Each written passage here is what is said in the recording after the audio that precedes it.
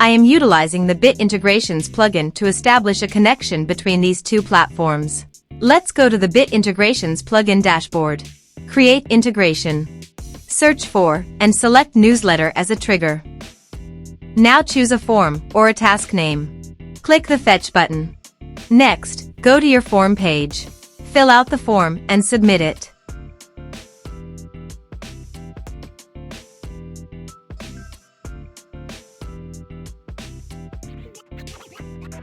The data has been successfully retrieved. Set action. Now here search and select Sendy.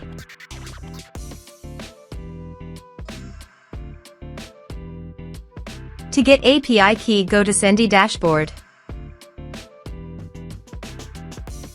Click your account in the top right side corner, then click Setting. Now navigate to your API key section. Copy the API key. Paste it here. Now copy the domain name that is Sendy URL. Paste it here. Now click Authorize. Authorization is successful. Click Next. Now select the brand and list.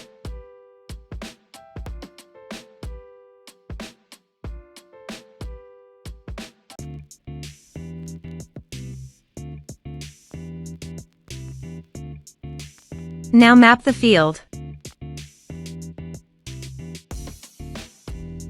Here is the conditional logic. You can use it if you want. If the condition matches, then the data you will send to Sendy.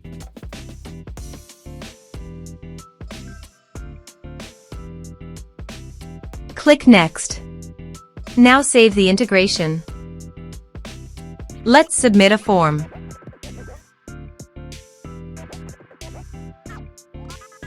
Click on Send Message. Form submitted successfully. Now navigate Sendy brand page and click View All List.